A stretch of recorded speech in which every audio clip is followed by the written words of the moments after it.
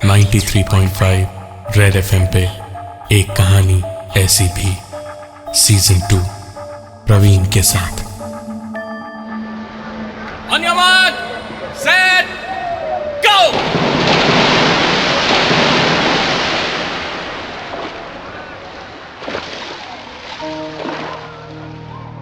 मैं जीना नहीं चाहता था।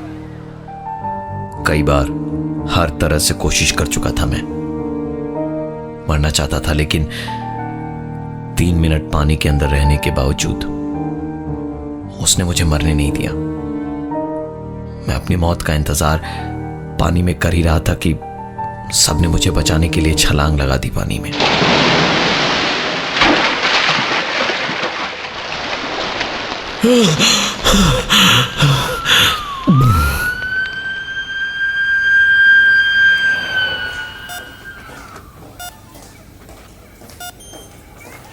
मेरी आंख खुली तो इस वाकये को 1 दिन बीत चुका था।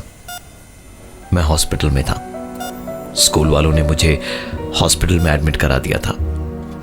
पूरा हॉस्टल मेरे आसपास ही खड़ा था, लेकिन मेरे मॉम डैड नहीं थे।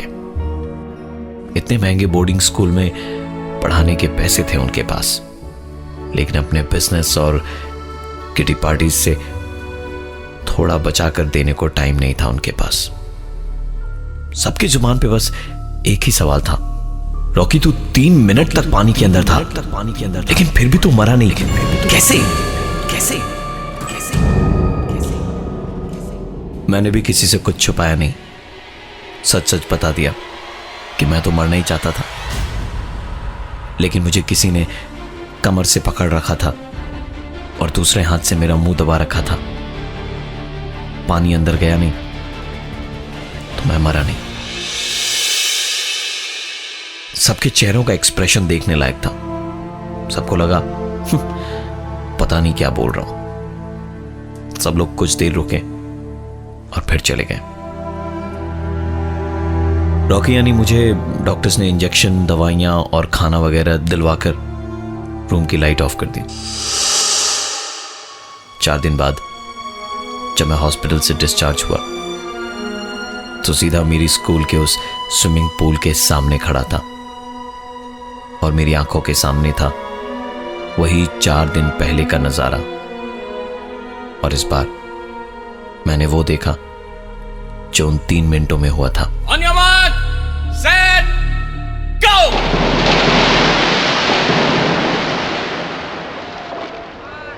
मैं यानी कि रॉकी सबके साथ पानी में कूदा। पानी में ही नीचे रुका रहा कि कुछ ही देर में मेरी जान निकल जाएगी, लेकिन न जाने क्यों मुझे दिक्कत कुछ खास नहीं हो रही थी। उसी पानी में जहां बाहर का शोर बहुत धीमा धीमा सुनाई दे रहा था, वहां एक आवाज को मैंने अपने कानों में कुछ कहते हुए साफ साफ सुना। तुम लाख कोशिश कर लो रॉकी, मैं तुम्हें मरने नहीं दूंगी। मैं अपने गुस्से को रोक नहीं पाया और चिल्लाया, तुम क्यों मुझे मरने नहीं देती? क्यों जीते जी इस नर्क में सड़ने दे रही हो मुझे? मार दो मुझे या मरने दो मुझे, मुझे मरने दो।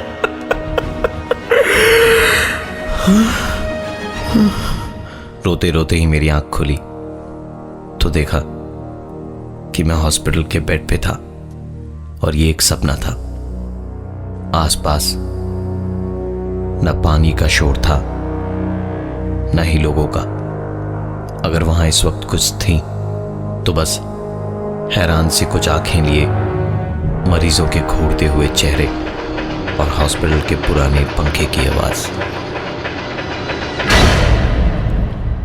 4 दिन के बाद डिस्चार्ज होकर जब वो वापस हॉस्टल के लिए निकला तो हॉस्पिटल के ठीक बाहर उसके मॉम डैड उसे लेने आए थे।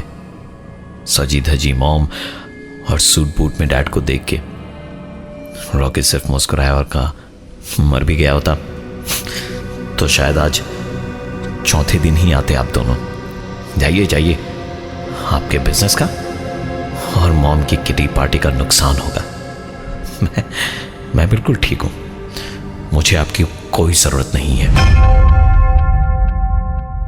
क्लास 12 में पढ़ने वाले रॉकी को हमेशा ही अपने माँ बाप से प्यार की कमी खली। मॉम डैड ने बहुत कोशिश की, लेकिन रॉकी नहीं माना। वापस घर नहीं, वो अपने हॉस्टल ही गया। चुपचाप हॉस्टल तो आ गया। सारा दिन वो अपने कमरे में ही रहा, और देर रात जब उसे कुछ समझ नहीं आ रहा था, कुछ अच्छा नहीं लग रहा था, तो उसे स्विमिंग पूल के सामने चला गया। रॉकी को इतनी रात को अकेला पूल में देख उधर से गुजरते हुए इंस्ट्रक्टर सिंह साहब ने कहा, अरे चैंपियन, क्या हुआ? तबीयत ठीक नहीं है ना तुम्हारी? चलो जाओ, 7 दिन रेस्ट करो, उसके बाद प्रैक्टिस शुरू करेंगे। रॉकी ने पूरी बात सुन के भी अनसुनी कर दी और उसने तैरते हुए कहा, आज कर लेने दो सर, कल से तो 2 महीने तक बंद रहेगा ये पूल। सिंह साहब को ये बात कुछ समझ नहीं आई। उन्होंने कहा, क्या मतलब?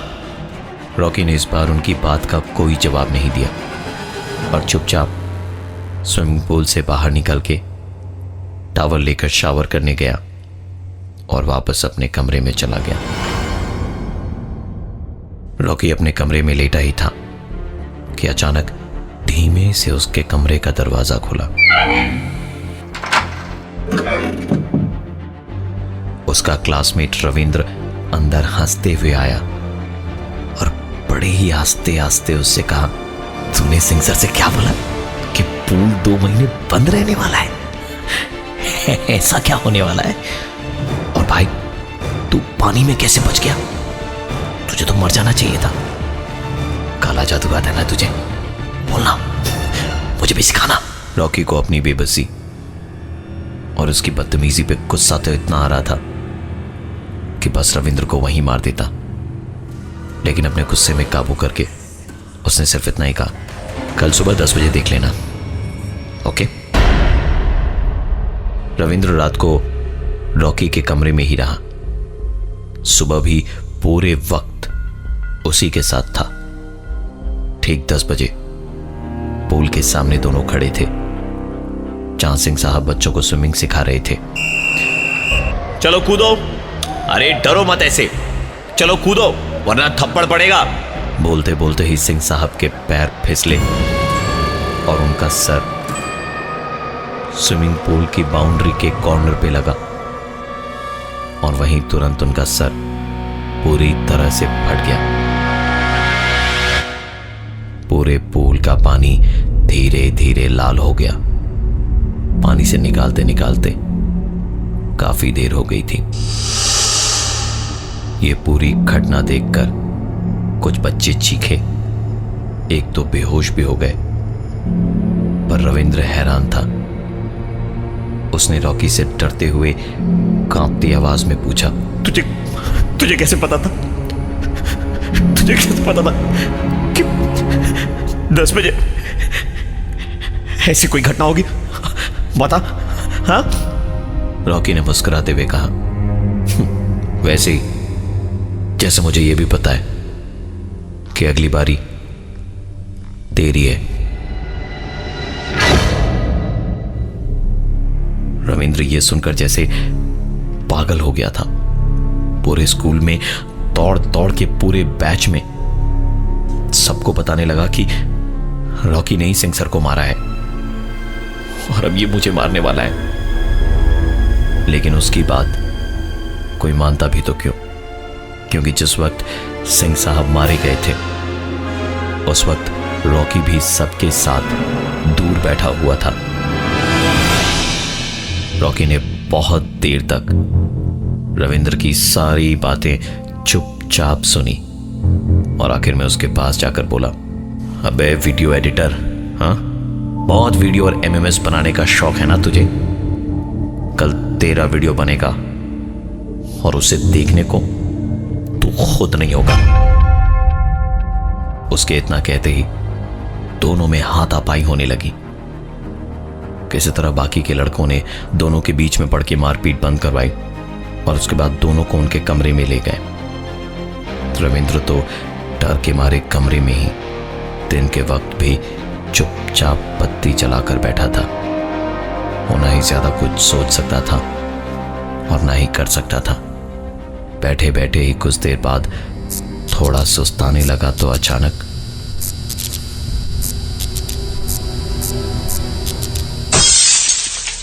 रविंद्र हड़बड़ाकर बिस्तर से नीचे कूदा तो नंगे पैरों में उसे साफ महसूस हुआ कि वो किसी के शरीर के ऊपर खड़ा हुआ है। वो एक झटके से आगे कूदा और बिना पीछे पलटे ही दरवाजे की ओर बढ़ा कि ठीक पंखे के नीचे से गुजरते वक्त उसके चेहरे से किसी के पांव टकराए।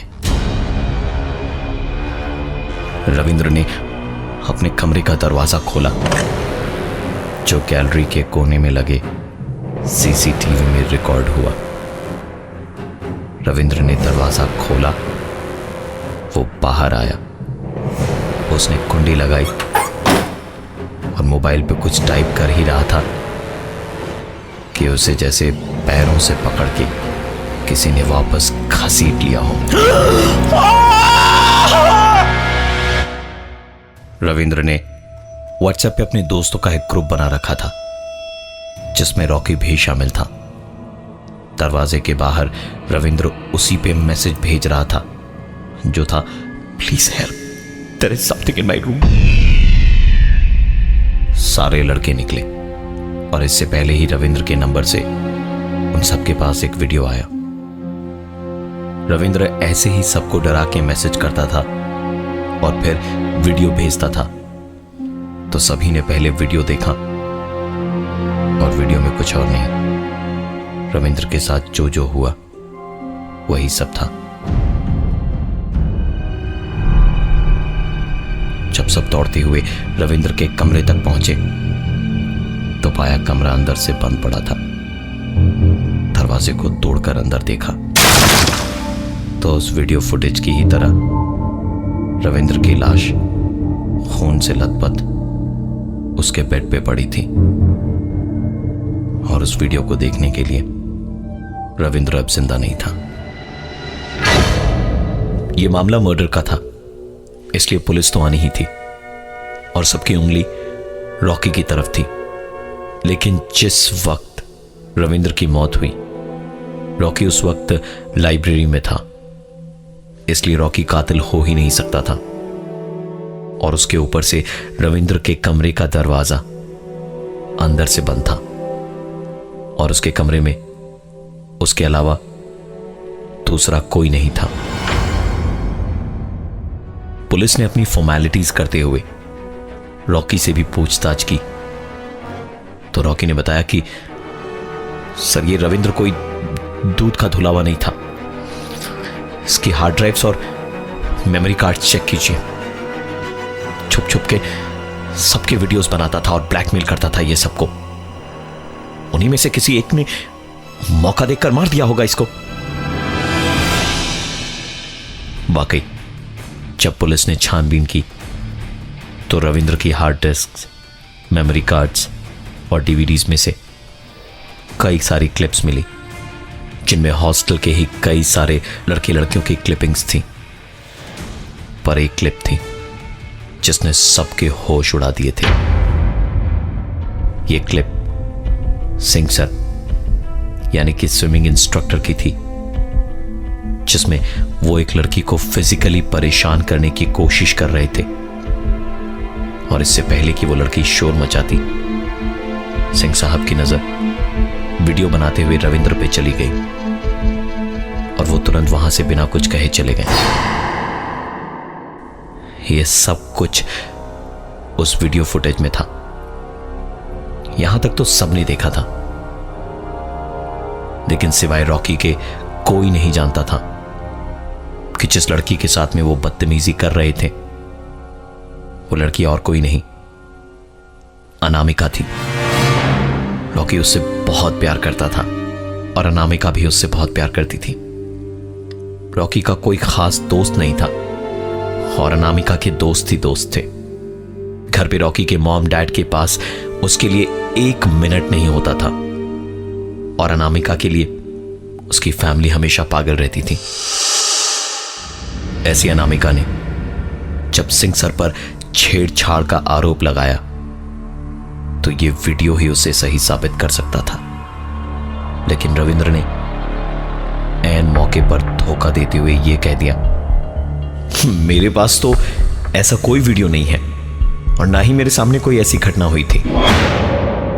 दरअसल रविंद्र ने उस दिन झूठ बोला था, क्योंकि वो उस वीडियो के एवज में सिंह सर को ब्लैकमेल कर रहा था। उस दिन जब 3 मिनट तक मैं पानी के अंदर था, तो शायद आप विश्वास नहीं करेंगे, मरी हुई अनामिका ने मुझे मरने नहीं दी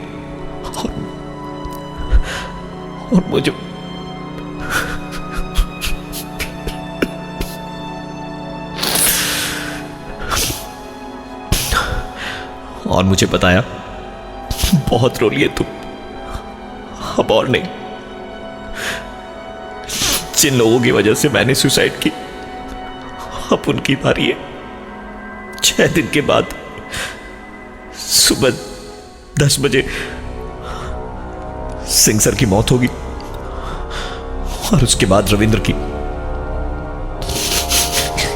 लेकिन मैं कितनी भी कोशिश कर लूं, मैं मर नहीं सकता। मैं अपनी अनामिका के साथ रहना चाहता हूं, मैं मरना चाहता हूं, पर मैं मर नहीं सकता, मर नहीं सकता। रविंद्र की मौत कैसे हुई, ये एक राज ही है। एक ऐसा राज जो लोगों को विश्वास करने पर मजबूर करता है कि रॉकी ने जितना कुछ बताया, सब कुछ सच बताया। मैं हूं प्रवीण और ये थी आज की एक कहानी ऐसी भी। 93.5 रेड एफएम पे एक कहानी ऐसी भी सीजन 2 प्रवीण के साथ।